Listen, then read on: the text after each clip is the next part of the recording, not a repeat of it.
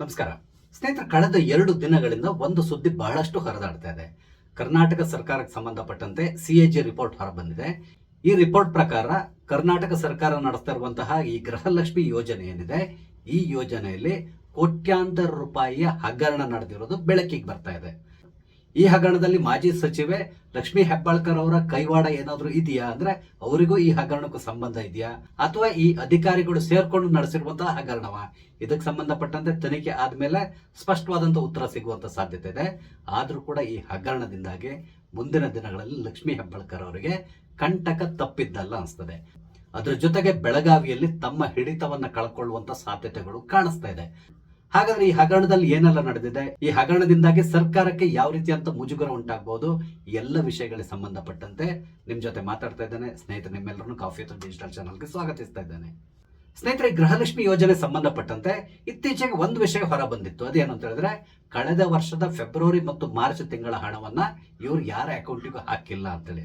ಆದ್ರೆ ಆ ಹಣ ರಿಲೀಸ್ ಆಗಿದೆಯಾ ಅಥವಾ ರಿಲೀಸ್ ಆಗಿಲ್ವಾ, ಈ ರೀತಿಯಾದಂತಹ ಪ್ರಶ್ನೆಗೆ ಇಲ್ಲಿವರೆಗೂ ಕೂಡ ಸ್ಪಷ್ಟವಾದಂತಹ ಉತ್ತರ ಸಿಕ್ಕಿಲ್ಲ. ಈ ಹಿಂದೆ ಸಚಿವೆ ಆಗಿದ್ದಂತಹ ಹೆಬ್ಬಾಳ್ಕರ್ ಅವರು ವಿಧಾನಸಭೆಯಲ್ಲಿ ಇದಕ್ಕಾಗಿ ವಿಷಾದವನ್ನು ವ್ಯಕ್ತಪಡಿಸಿದ್ರು, ಕ್ಷಮೆಯನ್ನು ಕೂಡ ಕೇಳಿದ್ರು.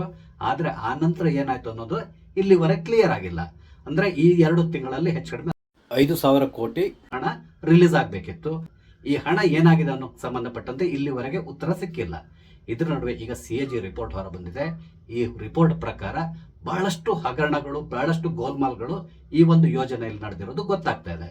ಈ ಯೋಜನೆ ಬಗ್ಗೆ ನಿಮ್ಗೆ ಗೊತ್ತಿದೆ, 2,000 ರೂಪಾಯಿ ಹಣವನ್ನ ಕುಟುಂಬದ ಯಜಮಾನಿಯ ಹೆಸರಿಗೆ ಟ್ರಾನ್ಸ್ಫರ್ ಮಾಡುವಂತದ್ದು ಡಿಬಿಟಿ ಆಗ್ತಾ ಇತ್ತು ಪ್ರತಿ ತಿಂಗಳು ಅಲ್ಲ, ಸರ್ಕಾರಕ್ಕೆ ಯಾವಾಗ ಮನಸ್ಸು ಬರ್ತದೋ ಆವಾಗ ಕೊಡ್ತಾ ಇದ್ರು, ಅಥವಾ ಚುನಾವಣೆ ಏನಾದ್ರೂ ಹತ್ರ ಇದ್ರೆ, ಉಪಚುನಾವಣೆ ಈ ತರ ಆ ಸಂದರ್ಭದಲ್ಲಿ ರಿಲೀಸ್ ಮಾಡ್ತಾ ಇದ್ರು. ಇದು ನಿಮ್ಗೆ ಗೊತ್ತಿರುವಂತಹ ವಿಷಯ. ಇಲ್ಲಿವರೆಗೆ ಸರ್ಕಾರ 75,000 ಕೋಟಿ ಹಣವನ್ನ ಫಲಾನುಭವಿಗಳ ಅಕೌಂಟಿಗೆ ಟ್ರಾನ್ಸ್ಫರ್ ಮಾಡಿದ್ದಾರೆ. ಈಗ ಸಿಎಜಿ ರಿಪೋರ್ಟ್ ನಲ್ಲಿರುವಂತಹ ಪ್ರಮುಖ ಅಂಶಗಳು ಏನು ಅಂತ ಹೇಳಿದ್ರೆ, ಒಂದೇ ಅಕೌಂಟ್ ನಂಬರಿಗೆ 19,020 ಜನರ ಹೆಸರು ಲಿಂಕ್ ಆಗಿತ್ತು. ಅಂದ್ರೆ 19,020 ಜನರ ದುಡ್ಡು ಒಂದೇ ಅಕೌಂಟಿಗೆ ಟ್ರಾನ್ಸ್ಫರ್ ಆಗ್ತಾ ಇತ್ತು. ಆ ಮೂಲಕ ಇದೊಂದೇ ಅಕೌಂಟ್ ನಂಬರಿಗೆ ಪ್ರತಿ ತಿಂಗಳು 3,80,40,000 ಹಣ ಸಂದಾಯ ಆಗ್ತಾ ಇತ್ತು. ಇದು ನಿಜಕ್ಕೂ ಆಶ್ಚರ್ಯಕರ ಅನಿಸ್ತದೆ. ಇದು ಪ್ರತಿ ತಿಂಗಳು ನಡೀತಾ ಇರುವಂತಹದ್ದು. ಈಗ ಮುಖ್ಯವಾಗಿ ಕಂಡುಹಿಡಿಬೇಕಾಗಿರುವಂತಹದ್ದು ಏನು ಅಂತ ಹೇಳಿದ್ರೆ, ಈ ಹಣ ಯಾರ ಅಕೌಂಟಿಗೆ ಹೋಗ್ತಾ ಇತ್ತು, ಈ ಅಕೌಂಟ್ ಅನ್ನ ಯಾರು ಆಪರೇಟ್ ಮಾಡ್ತಾ ಇದ್ರು, ಅವ್ರನ್ನ ಮೊದಲಿಗೆ ಪತ್ತೆ ಹಚ್ಚಿ ಅವ್ರನ್ನ ವಿಚಾರಣೆ ಮಾಡಬೇಕಾದಂತಹ ಅವಶ್ಯಕತೆ ಇಲ್ಲಿ ಕಂಡು ಬರ್ತಾ ಇದೆ. ಹಾಗೇನೆ 23,000 ಫಲಾನುಭವಿಗಳಿಗೆ ಅಕೌಂಟೇ ಇರಲಿಲ್ಲ, ಆದ್ರೂ ಕೂಡ ಅವ್ರಿಗೆ ಹಣ ಹೋಗ್ತಾ ಇತ್ತು. ಇದು ಹೆಚ್ಚು ಕಡಿಮೆ ಒಂದು 43 ಕೋಟಿ ಹಣ ಇವರಿಗೆ ಹೋಗಿದೆ ಅಂತೇಳಿ ಹೇಳ್ತಾ ಇದ್ದಾರೆ. ಅದನ್ನ ಯಾವ ರೀತಿಯಾಗಿ ಪಾವತಿ ಮಾಡಿದ್ದಾರೋ ಗೊತ್ತಿಲ್ಲ. ಒಟ್ಟಾರೆಯಾಗಿ ಅಕೌಂಟ್ ಇಲ್ಲ ಅಂತ ಹೇಳಿದ್ರು ಕೂಡ ಅವರ ಹೆಸರನ್ನೆಲ್ಲ ತೋರಿಸಿ ಅವರಿಗೆ ಹಣವನ್ನ ಟ್ರಾನ್ಸ್ಫರ್ ಮಾಡಿದ್ದೇವೆ ಅಂತಕೊಂಡು ತೋರಿಸ್ತಾ ಇದ್ದಾರೆ. ಹಾಗೇನೆ ಈಗ ಸದ್ಯಕ್ಕೆ ಜೀವಂತ ಇಲ್ಲದೆ ಇರುವವರ ಹೆಸರಿಗೂ ಕೂಡ ಹಣ ಸಂದಾಯ ಆಗಿದೆ. ಇದು ಬಿಡಿ, ಇದು ಸರ್ಕಾರದ ತಪ್ಪಲ್ಲ, ಇದು ಫಲಾನುಭವಿಗಳು ಮಾಡಿರುವಂತಹ ತಪ್ಪು. ಸಾಮಾನ್ಯವಾಗಿ ಯಾರೇ ಆಗ್ಲಿ ಪೆನ್ಷನ್ ನ ತಗೊಳ್ತಾ ಇದ್ರೆ ಪ್ರತಿ ವರ್ಷ ಅವ್ರು ಹೋಗಿ ಬ್ಯಾಂಕ್ ಅಲ್ಲಿ ತಾನು ಜೀವಂತ ಇದ್ದೇನೆ ಅನ್ನುವ ದೃಢೀಕರಣವನ್ನು ಕೊಡಬೇಕು.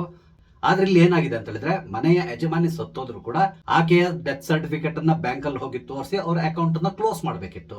ಆಗ ಆಟೋಮೆಟಿಕ್ ಆಗಿ ಇವರಿಗೆ ಹಣ ಬರೋದು ನಿಂತು ಹೋಗ್ತಾ ಇತ್ತು.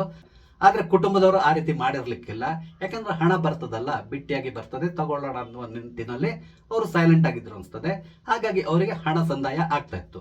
ಆದ್ರೆ ಇಲ್ಲಿ ಸರ್ಕಾರ ಒಂದು ನೀತಿ ನಿಯಮವನ್ನು ರೂಪಿಸಬೇಕಿತ್ತು. ಅದನ್ನ ಮಾಡಿದ ರೀತಿಯಲ್ಲಿ ಕಾಣಿಸ್ತಾ ಇಲ್ಲ. ಅಟ್ಲೀಸ್ಟ್ ವರ್ಷದಲ್ಲಿ ಅಥವಾ 6 ತಿಂಗಳಿಗೊಮ್ಮೆ ಆದ್ರೂ ಇವರು ಬ್ಯಾಂಕಿಗೆ ಹೋಗಿ ತಾವು ಜೀವಂತ ಇದ್ದೇವೆ ಅಂತ ಹೇಳ್ಕೊಂಡು ದೃಢೀಕರಿಸಬೇಕು. ಆ ರೀತಿಯಾದಂತ ಒಂದು ನಿಯಮವನ್ನು ಜಾರಿ ಮಾಡಿದ್ರೆ ಆಗ ಈ ರೀತಿ ಆಗೋದು ತಪ್ತದೆ. ಆದ್ರೆ ಇಲ್ಲಿ ಬಹಳಷ್ಟು ಜನ ಸತ್ತೋದ ಮೇಲೂ ಕೂಡ ಅವರ ಅಕೌಂಟಿಗೆ ಕಂಟಿನ್ಯೂಸ್ ಆಗಿ ಹಣ ಹೋಗಿದೆ. ಜೊತೆಗೆ 10 ಲಕ್ಷಕ್ಕೂ ಹೆಚ್ಚು ಅಕೌಂಟ್ ನಂಬರ್ಗಳು ಪದೇ ಬದಲಾವಣೆ ಆಗಿದೆ. ಅದು ಯಾವ ರೀತಿ ಆಗಿದೆ ಇದು ಕೂಡ ಗೊತ್ತಿಲ್ಲ. ಅವ್ರು ಮಾಡಿದಾರ ಅಥವಾ ಅಧಿಕಾರಿಗಳ ಕೈವಾಡ ಏನಾದ್ರು ಇದೆಯಾ, ಇದು ಕೂಡ ತನಿಖೆಯ ಮುಖಾಂತರ ಗೊತ್ತಾಗಬೇಕಾಗಿದೆ. ಈ ರೀತಿಯಾಗಿ ಪದೇ ಅಕೌಂಟ್ ಬದಲಾವಣೆ ಆಗಿದೆಯಲ್ಲ, ಅವರಿಗೆ ಇಲ್ಲಿವರೆಗೆ 46 ಕೋಟಿವರೆಗೆ ಹಣ ಸಂದಾಯ ಆಗಿದೆ. ಇದೆಲ್ಲೋದ್ರ ಜೊತೆಗೆ 8,995 ಅಕೌಂಟ್ಗಳಿಗೆ ಪದೇ ದುಡ್ಡನ್ನ ಟ್ರಾನ್ಸ್ಫರ್ ಮಾಡಿದ್ದಾರೆ. ಅಂದ್ರೆ ತಿಂಗಳಿಗೆ 2 ಬಾರಿ ಕೂಡ ಟ್ರಾನ್ಸ್ಫರ್ ಆಗಿರುವಂತಹ ಸಾಧ್ಯತೆ ಇದೆ. ಆ ಮೂಲಕ ಇಲ್ಲಿವರೆಗೆ 1,80,00,000 ಹಣವನ್ನ ಇವರ ಅಕೌಂಟ್ಗಳಿಗೆ ಸಂದಾಯ ಮಾಡಿದ್ದಾರೆ. ಇದೆಲ್ಲದು ಗೊತ್ತಿಲ್ಲದೆ ಆಗಿರುವಂತಹ ಸಾಧ್ಯತೆಗಳು ತುಂಬಾ ಕಮ್ಮಿ ಅನಿಸ್ತದೆ. ಇದರಲ್ಲಿ ಮಾಜಿ ಸಚಿವೆ ಹೆಬ್ಬಾಳ್ಕರ್ ಅವರ ಕೈವಾಡ ಇತ್ತೋ ಇಲ್ಲೋ ಗೊತ್ತಿಲ್ಲ, ಆದ್ರೆ ಅಧಿಕಾರಿಗಳು ಇದರಲ್ಲಿ ಇನ್ವಾಲ್ವ್ ಆಗಿರೋದು ಸ್ಪಷ್ಟ ಅನಿಸ್ತದೆ. ಹಾಗೆ ಇಲ್ಲಿ ಸಿದ್ದರಾಮಯ್ಯನವರ ಎನ್ಕ್ವೈರಿ ಕೂಡ ನಡಿಬೇಕಾಗಿ ಬರ್ಬೋದು. ಕಾರಣ ಏನು ಅಂತ ಹೇಳಿದ್ರೆ, ಹಣಕಾಸಿನ ವ್ಯವಹಾರ ನೋಡ್ಕೊಂತ ಇದ್ದವರು ಸಿದ್ದರಾಮಯ್ಯ ಅವರು ಹಣಕಾಸು ಮಂತ್ರಿ ಆಗಿದ್ರು. ಏನೇ ಹಣ ರಿಲೀಸ್ ಆಗೋದಿದ್ರು ಸಿದ್ದರಾಮಯ್ಯನವರ ಮುಖಾಂತರವೇ ಹೋಗ್ಬೇಕಾಗಿತ್ತು. ಬೇರೆ ಬೇರೆ ಡಿಪಾರ್ಟ್ಮೆಂಟ್ಗಳಿಗೆ. ಆದ್ರಿಂದ ಸಿದ್ದರಾಮಯ್ಯನವರು ಕೂಡ ಇಲ್ಲಿ ಜವಾಬ್ದಾರರಾಗ್ತಾರೆ. ಈಗ CAG ರಿಪೋರ್ಟ್ ಬಂದಿದೆ. ಇದಕ್ಕೆ ಸಂಬಂಧಪಟ್ಟಂತೆ ಎನ್ಕ್ವೈರಿಗಳು ಕೂಡ ಪ್ರಾರಂಭ ಆಗುವಂತ ಸಾಧ್ಯತೆ ಇದೆ.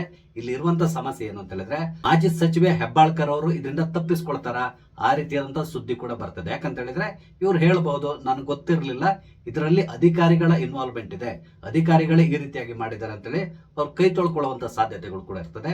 ಆದ್ರೆ ಅಧಿಕಾರಿಗಳು ಯಾರು ರಿಪೋರ್ಟ್ ಮಾಡ್ಕೊಂತಾರೆ? ಇದೇ ಹೆಬ್ಬಾಳ್ಕರ್ ಅವರು ಇದ್ದಾನೆ. ಆದ್ರಿಂದ ಹೆಬ್ಬಾಳ್ಕರ್ ಅವರು ಕೂಡ ಇಲ್ಲಿ ಜವಾಬ್ದಾರರಾಗ್ತಾರೆ. ಆದ್ರಿಂದ ಯಾವುದೇ ಕಾರಣಕ್ಕೆ ಹೆಬ್ಬಾಳ್ಕರ್ ಅವ್ರನ್ನ ಫ್ರೀಯಾಗಿ ಬಿಡಬಾರ್ದು.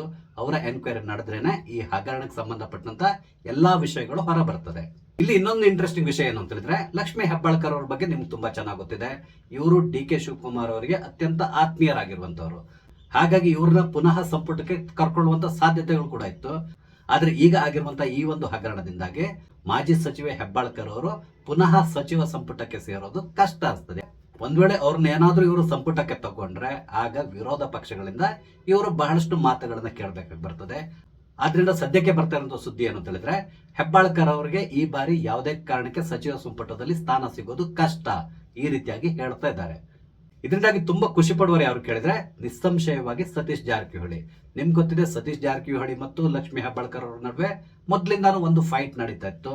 ಬೆಳಗಾಂ ಜಿಲ್ಲೆಯನ್ನ ತಮ್ಮ ಹಿಡಿತದಲ್ಲಿ ಇಟ್ಕೋಬೇಕು ಅಂತಕೊಂಡು ಇಬ್ರು ಕೂಡ ಬಹಳಷ್ಟು ಪ್ರಯತ್ನ ಪಡ್ತಾ ಇದ್ದಾರೆ. ಇಲ್ಲಿ ಹೆಬ್ಬಾಳ್ಕರ್ ಅವರಿಗೆ DK ಶಿವಕುಮಾರ್ ಅವರ ಸಪೋರ್ಟ್ ಇದ್ರೆ, ಸತೀಶ್ ಜಾರಕಿಹೊಳಿ ಅವರಿಗೆ ಸಿದ್ದರಾಮಯ್ಯ ಅವರು ಸಪೋರ್ಟ್ ಮಾಡ್ತಾ ಇದ್ರು. ಆದ್ರೆ ಈಗ ಹೆಬ್ಬಾಳ್ಕರ್ ಈ ಒಂದು ಹಗರಣದಲ್ಲಿ ಸಿಕ್ಕಾಕೊಂಡಿರೋದ್ರಿಂದಾಗಿ ಸದ್ಯಕ್ಕೆ ಸತೀಶ್ ಜಾರಕಿಹೊಳಿ ಅವರಿಗೆ ಬೆಳಗಾಂನಲ್ಲಿ ಕಾಂಪಿಟೇಟರ್ ಇಲ್ಲದ ರೀತಿಯಲ್ಲಿ ಆಗ್ತದೆ. ಹಾಗೇನೆ ಕಳೆದ ಚುನಾವಣೆ ಸಂದರ್ಭದಲ್ಲಿ ಬಿಜೆಪಿಯನ್ನ ಬಿಟ್ಟು ಕಾಂಗ್ರೆಸ್ನ ಸೇರಿ ಗೆದ್ದಿರುವಂತಹ ಲಕ್ಷ್ಮಣ್ ಸವದಿ ಅವರಿಗೂ ಕೂಡ ಜಾಕ್ಪಾಟ್ ಹೊಡೆಯುವಂತ ಸಾಧ್ಯತೆಗಳು ಕಾಣಿಸ್ತಿದೆ. ಅಂದ್ರೆ ಅವರಿಗೆ ಈ ಬಾರಿ ಮಂತ್ರಿ ಆಗುವಂತ ಸಾಧ್ಯತೆಗಳು ನಿಚ್ಚಳವಾಗ್ತಾ ಇದೆ. ಒಟ್ಟಾರೆಯಾಗಿ ಗೃಹಲಕ್ಷ್ಮಿಯಲ್ಲಿ ನಡೆದಂತಹ ಈ ಒಂದು ಹಗರಣದಿಂದಾಗಿ ಲಕ್ಷ್ಮಣ್ ಸವದಿ ಅವರಿಗೆ ಜಾಕ್ಪಾಟ್ ಹೊಡೆದಿದೆ ಅಂತಕೊಂಡೆ ಹೇಳ್ಬಹುದು. ಅದೇನೇ ಇರಲಿ, ಈ ಒಂದು ಹಗರಣಕ್ಕೆ ಸಂಬಂಧಪಟ್ಟಂತೆ ಸರ್ಕಾರ ಸರಿಯಾದ ರೀತಿಯಲ್ಲಿ ಎನ್ಕ್ವೈರಿನ ಮಾಡಬೇಕು.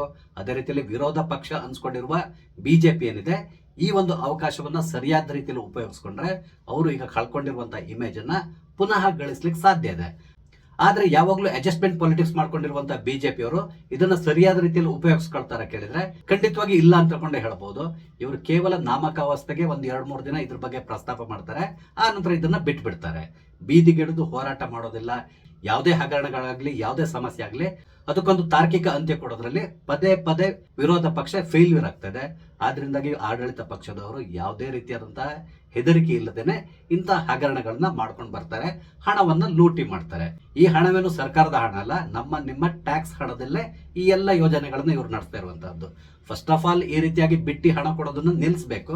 ಆದ್ರೆ ಇತ್ತೀಚೆಗೆ ಎಲ್ಲಾ ರಾಜ್ಯಗಳ ಚುನಾವಣೆ ಸಂದರ್ಭದಲ್ಲಿ ಈ ಗ್ಯಾರಂಟಿ ಯೋಜನೆಗಳೇ ಮುಖ್ಯ ಪಾತ್ರ ವಹಿಸ್ತಾ ಇದೆ.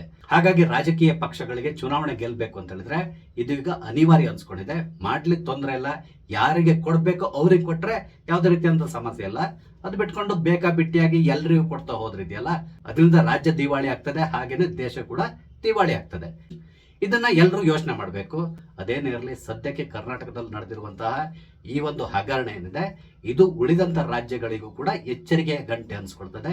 ಈಗಾಗಲೇ ಈ ರೀತಿಯಾಗಿ ಬೇರೆ ಬೇರೆ ರಾಜ್ಯಗಳಲ್ಲಿ ಹಣವನ್ನ ಸಂದಾಯ ಮಾಡ್ತಾ ಇದ್ದಾರೆ ಫಲಾನುಭವಿಗಳಿಗೆ. ಈಗ ಯಾರ್ಯಾರಿಗೆ ಹಣ ಹೋಗ್ತಾ ಇದೆ, ಅವರು ನಿಜವಾದ ಫಲಾನುಭವಿಗಳ, ಅಲ್ಲಿ ಏನ್ ನಡೀತಾ ಇದೆ ಅನ್ನುವ ಸಂಪೂರ್ಣವಾದಂತಹ ವಿಚಾರಣೆಯನ್ನ ಮಾಡಬೇಕಾದಂತ ಅವಶ್ಯಕತೆ ಎಲ್ಲಾ ಸರ್ಕಾರಗಳಿಗೂ ಈಗ ಉಂಟಾಗಿದೆ ಅಂತಲೇ ಹೇಳ್ಬೋದು. ನೋಡೋಣ ಈ ಒಂದು ಹಗರಣಕ್ಕೆ ಸಂಬಂಧಪಟ್ಟಂತೆ ಸರ್ಕಾರ ಯಾವ ರೀತಿಯಾದಂತಹ ಕ್ರಮವನ್ನು ಕೈಗೊಳ್ತದೆ. ಇಲ್ಲಿ DK ಶಿವಕುಮಾರ್ ಅವರು ಲಕ್ಷ್ಮೀ ಹೆಬ್ಬಾಳ್ಕರ್ ಅವ್ರನ್ನ ಉಳಿಸ್ಲಿಕ್ಕೆ ಪ್ರಯತ್ನಿಸ್ತಾರ ಅಥವಾ ಅಧಿಕಾರಿಗಳನ್ನ ಉಳಿಸ್ಲಿಕ್ಕೆ ಪ್ರಯತ್ನಿಸ್ತಾರ, ನಾವು ಕಾದ್ ನೋಡ್ಬೇಕಾಗಿದೆ. ಸ್ನೇಹಿತರೆ, ಈ ಒಂದು ಹಗರಣದ ಬಗ್ಗೆ ನಿಮ್ಗೆ ಏನಿಸ್ತದೆ, ನಿಮ್ಮ ಅನಿಸಿಕೆಗಳನ್ನು ದಯವಿಟ್ಟು ಕಮೆಂಟ್ ಮುಖಾಂತರ ತಿಳಿಸಿ. ಹಾಗೇನೆ ಇಲ್ಲಿ ನಾನು ಹಂಚಿಕೊಂಡಂತ ವಿಷಯ ಇಷ್ಟ ಆದ್ರೆ ಲೈಕ್ ಮಾಡಿ, ಶೇರ್ ಮಾಡಿ, ದಯವಿಟ್ಟು ನನ್ನ ಚಾನಲ್ ಸಬ್ಸ್ಕ್ರೈಬ್ ಮಾಡಿ. ನಮಸ್ತೆ, ಜೈ ಹಿಂದ್.